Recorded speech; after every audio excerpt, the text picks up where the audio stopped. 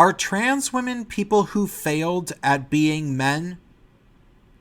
Let's explore the possibility of that potentially being the case.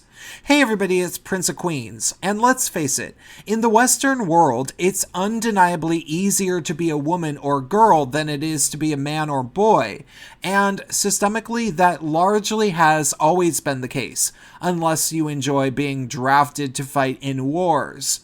The only possible exception to this would be the Victorian era, but I need to do more homework around that.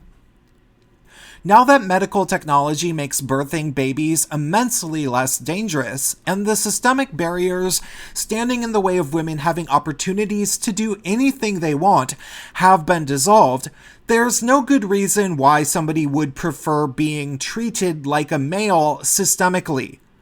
Period.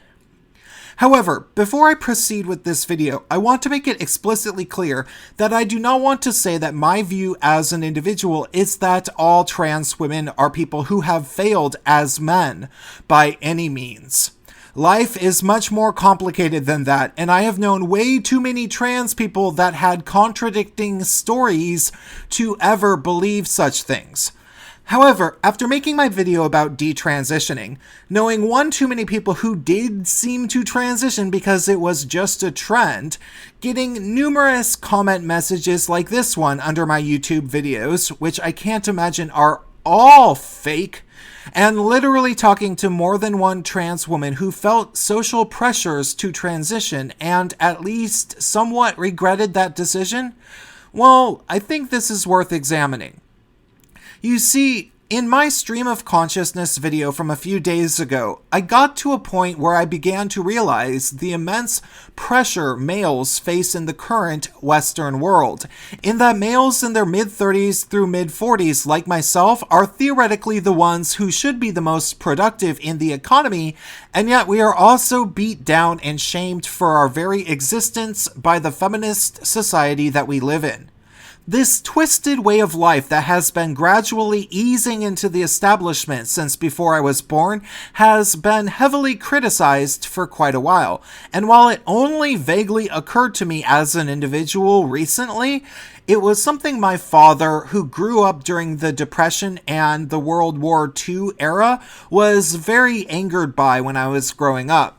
You see, my father could see the way that my teachers were trying to beat my masculinity out of me from a very early age. He probably saw my mother doing that a little bit too, just to be honest. He would ask me leading questions about it, and gave me clues about the veritable female supremacy I was already living in by the early 90s, such as pointing out to me that although every student body president I ever had was female, when he was a kid, they were always male. But of course, when things change ever so slowly over the course of around 50 years, it's hard for anybody on the contemporary side of the change to realize just how dramatic the changes really were. Often, it takes what many people would describe as surly old people to properly call a spade when it comes to this type of thing. Can you imagine being a young man on campus today? And what I see happening is just the way society used to police the sexuality of gay people, it's now sort of open season on the sexuality of heterosexual males. Absolutely. They're monitored, they're policed, and demonized. And neutered. They're Yes. neutered. By the time they get to the Ivy League, okay, they've Right. been neutered. Everything's been stripped off of them. Okay? They've been made to feel ashamed of anything virile. Okay, they have nothing to identify with. Right? And they're taught their masculinity is a pathology in need of a cure. And then it's offered to them in these gender studies programs. And it's not just gender studies. Now this philosophy that At a different point during that talk, the two of them brought up the notion that academic institutions have never truly been the place for unique, free thinkers, as they're full of bureaucracy and other such things. Students at universities are almost never entirely innovative, from my experience as well, and the smartest people my age that I've known generally dropped out of college or did not go on to grad school at the very least.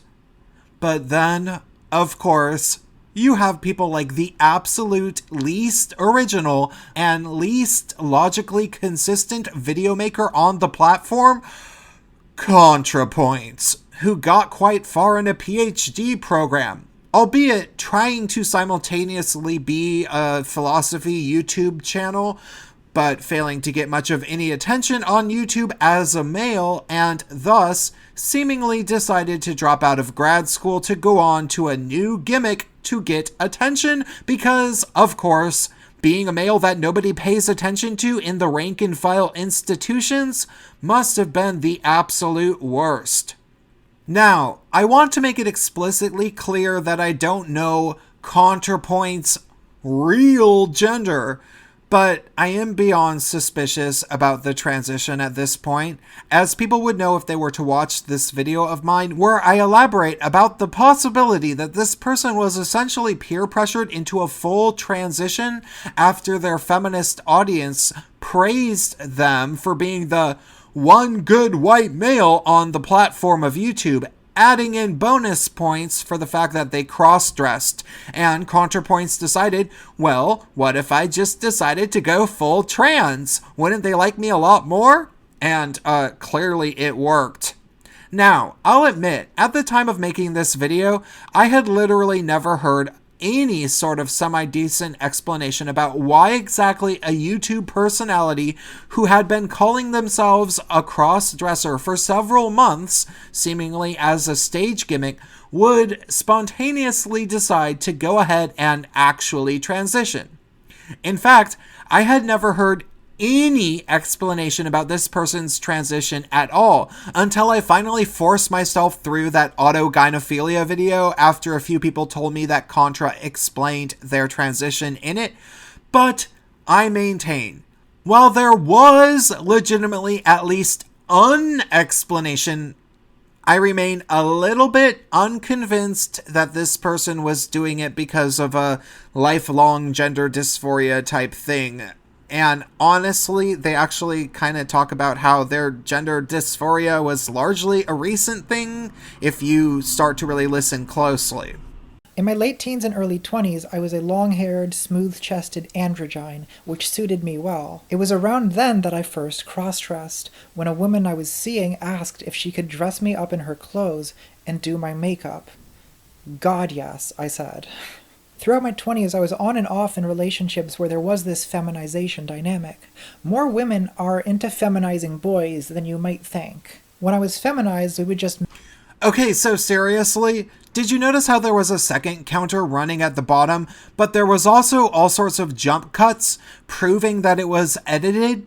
For all we know, this person didn't even write that monologue entirely by themselves, which I've started to suspect based on their obscenely different style and production quality that happened right around the time YouTube decided to spend millions of dollars on quote-unquote news channels.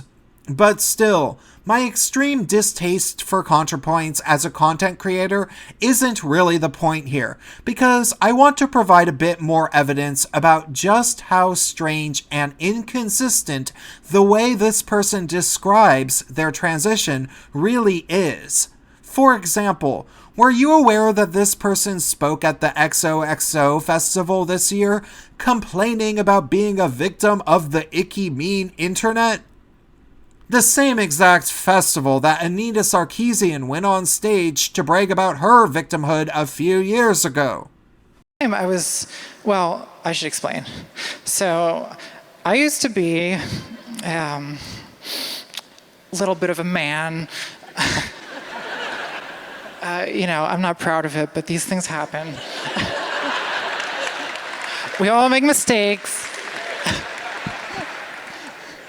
Look at all the self-congratulatory praise the establishment audience gave Contra for helping to maintain the status quo, as man-hate is the default attitude for hundreds of people, at least in that auditorium, probably millions and millions worldwide.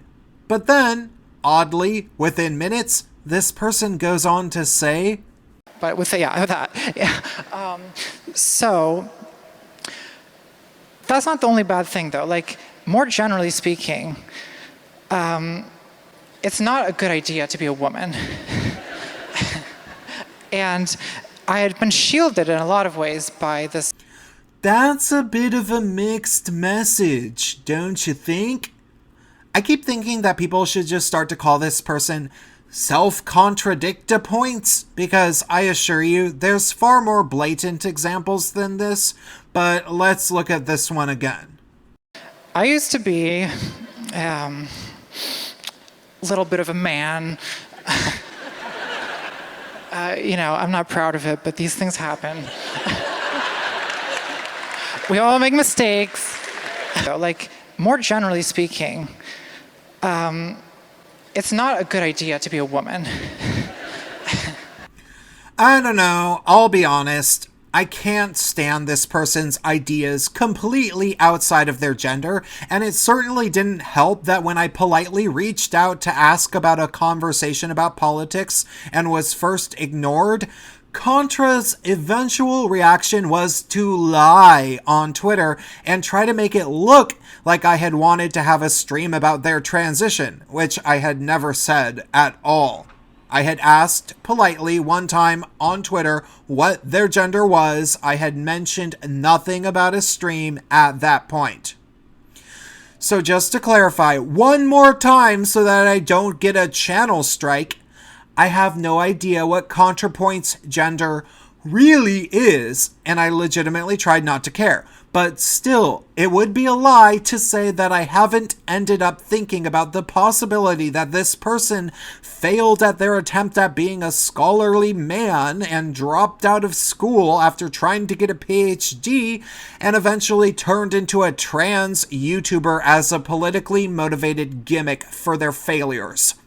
Granted, when I look at transgenderism as a whole, I'm a little bit biased, but that bias that I have also comes from the fact that when I was a young person who was starting to realize I was homosexual, I remember wishing that I was female, simply because I figured it seemed so much easier to be attracted to males while being a woman than it was to be a man who was attracted to other men.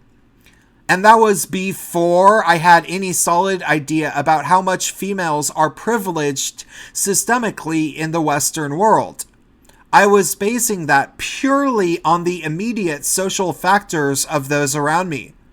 So why would it be strange to assume that in today's climate, many people decide to take the plunge for similar reasons? So when was there a specific catalyst that you decided it was the option to at least identifying as an actual woman? Did you go on hormones? Was that because you saw a therapist or something? Or was this just a decision personal? Well, I was at a very vulnerable point in my life. I had lost a lot of friends because I had left undergraduate school and sort of lost contact with people. I think I was very lonely.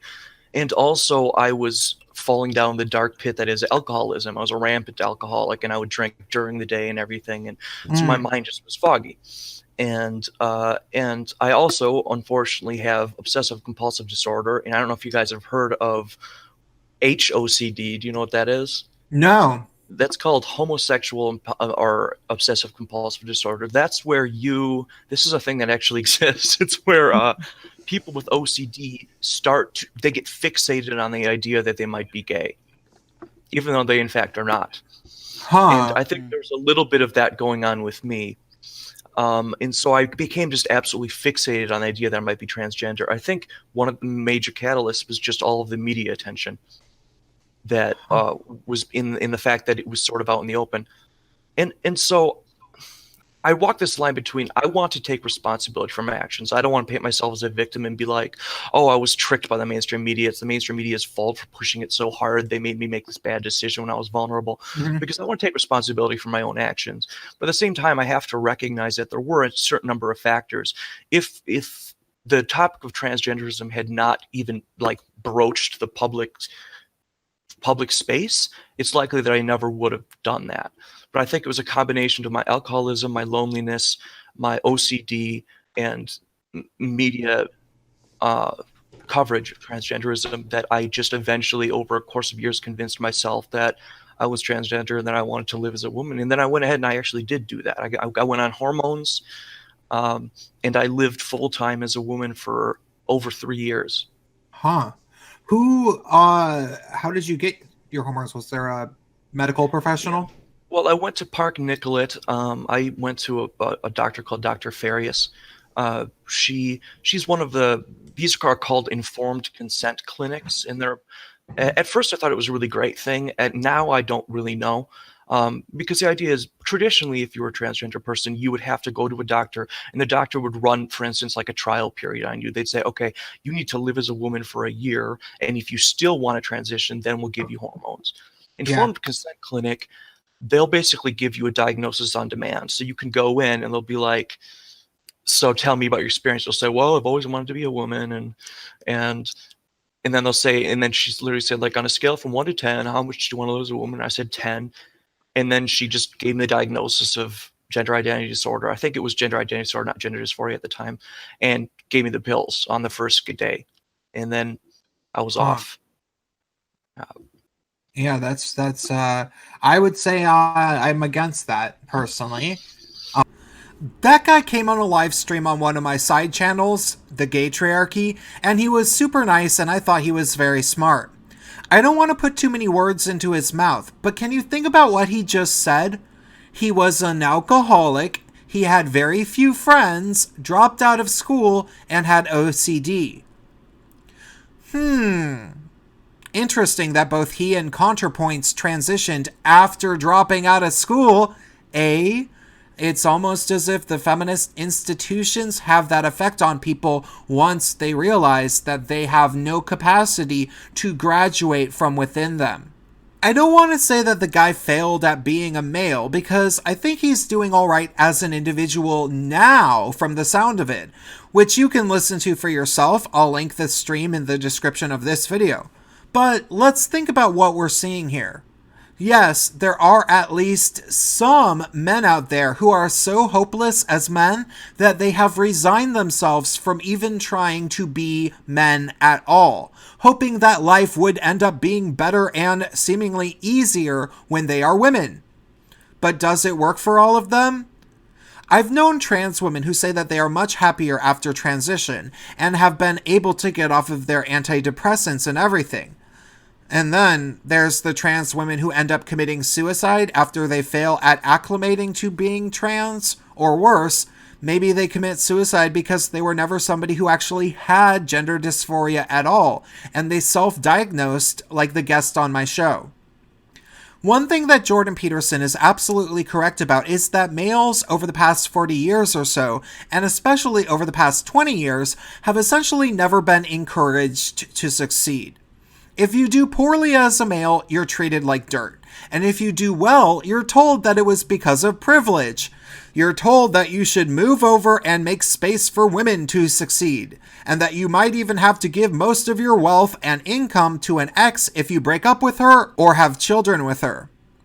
While females are told to drop that fish bicycle and have themselves a career because they are allegedly great at doing everything men tend to do, female life is still valued if they don't provide much of anything at all, whereas males are treated as disposable workhorses, soldiers, and scapegoats for all of the world's ills, no matter what. No, I'm not saying that all trans women are men who have given up and thus chose transition ahead of suicide, but let's be honest. Do you legitimately think that it's at all rational to act like there's not a lot of trans women who have made that exact choice? Be honest with yourself. I hope you found this video insightful, and if you did, I'd like it if you sent me a donation on PayPal. Thanks a bunch.